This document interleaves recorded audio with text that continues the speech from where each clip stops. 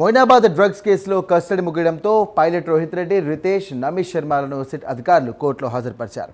మరో 3 రోజుల పాటు నిందితులను కస్టడీకి ఇవ్వాలంటూ కూడా సిట్ అధికారులు పిటిషన్ దాఖలు చేశారని, అయితే ఇప్పటికే 6 రోజుల పాటు విచారించినట్టుగా రోహిత్ రెడ్డి లాయర్ శశిధర్ రెడ్డి తెలియజేశారు.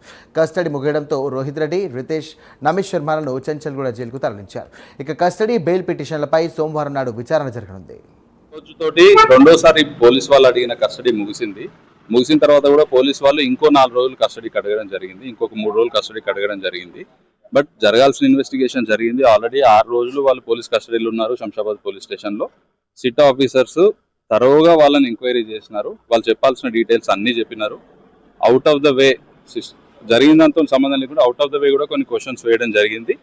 దానికి ఎవరైతే ముగ్గురు A1, A2, A3 ఉన్నారో వాళ్ళు క్లియర్గా ఆన్సర్స్ చెప్పడం జరిగింది. అయినా కూడా పోలీస్ వాళ్ళు ఇంకొక 3 రోజులు కస్టడీకి అడగడం జరిగింది. దాన్ని మేము అపోజ్ చేసినాము.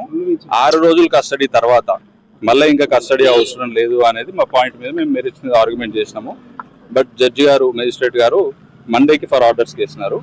కస్టడీకి ఇస్తారా లేదా, ఇప్పుడు వాళ్ళు ఇక్కడ నుంచి చంచల్గూడ జైలుకి వెళ్తున్నారు, కస్టడీకి ఇస్తారా లేదా అనేది మండే రోజు తెలుస్తుంది. It is for orders. అదే